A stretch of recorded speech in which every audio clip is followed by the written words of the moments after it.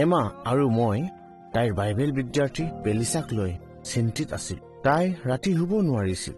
তাই আকৌ ৰাতি মৃত্যু হোৱা আইতাকৰ মাত শুনা পাইছিল। ইয়াৰ উপৰিও তাই দুৱাৰ ঢকিওৱা আৰু বস্তু পৰাৰ শব্দও শুনিছিল।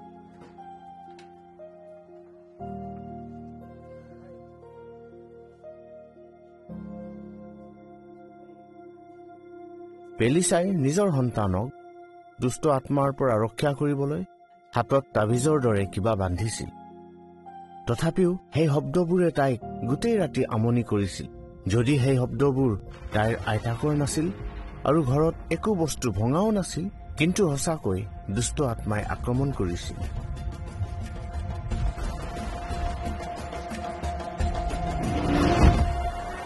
দুষ্ট আত্মাৰ কাহিনী মই আগতেও শুনিছিলোঁ। আমাৰ ওচৰ চুবুৰীয়া, লগত কাম কৰা লোক আৰু প্ৰচাৰ এলেকাৰ লোকসকলেও এই বিষয়ে বিশ্বাস কৰে, যদিও এইবোৰ কথা তেওঁলোকে সকলোৰে আগত নকয়। তেওঁলোকে বিশ্বাস কৰাতকৈ বেছি ভয়হে কৰে। মোৰ বাইবেল অধ্যয়ন পেলিছাৰ বাইবেল অধ্যয়নতকৈ 6 মাহৰ আগতে আৰম্ভ হৈছিল। কিন্তু মই এতিয়ালৈকে যি শিকিলো, ইয়াৰ পৰা মই বুজিব পাৰিলো যে দুষ্ট আত্মা থাকে আৰু তেওঁলোকে লোকসকলৰ লগত কথা পাতিবলৈ চেষ্টা কৰে আৰু লোকসকলক হানিও কৰিব পাৰে। এমাই এই বিষয়ে প্ৰাচীনসকলক জনালে, কিয়নো আমি নিজে এই বিষয়টো সমাধান কৰাটো এমাই নিবিচাৰিছিল।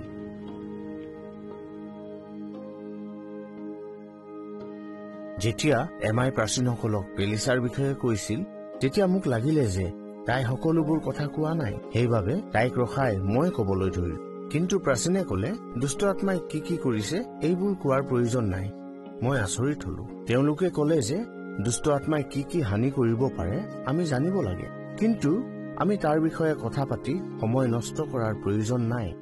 যীশুৱে ইচ্ছা কৰা হলে নিজৰ শিষ্যসকলক দুষ্ট আত্মাৰ বহুতো ঘটনা কব পাৰিলেহেঁতেন, কিন্তু তেওঁ জিহুৱা আৰু তেওঁৰ কাৰ্যৰ বিষয়ে জনোৱাত গুৰুত্ব দিলে।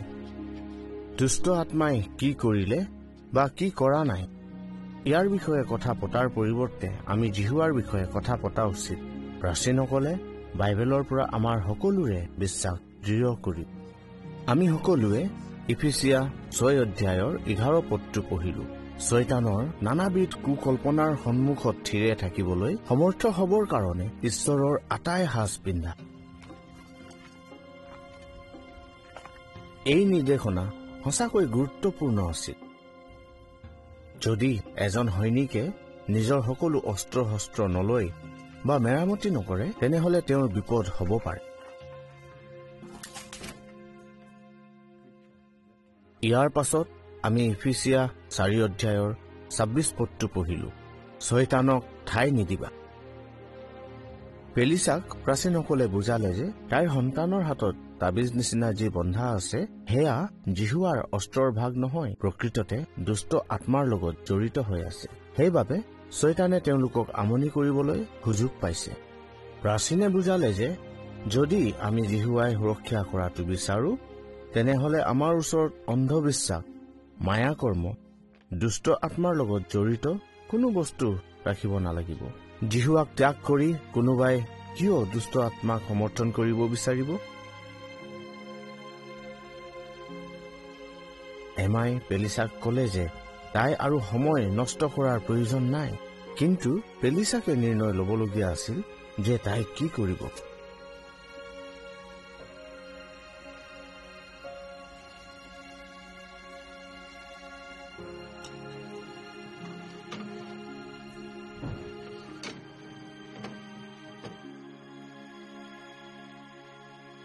মই জিহুৱাৰ বিশ্বাসী হৈ থাকিব বিচাৰো।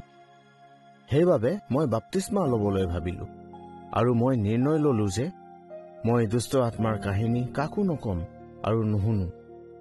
কিন্তু মই চালি জাৰি চোৱা উচিত যে মই এনে কাম কৰিছো নেকি যাৰ যোগেদি শয়তানে সুযোগ পাব। মই জানো এতিয়াও মোক নিজকে সলনি কৰিবলগীয়া আছে।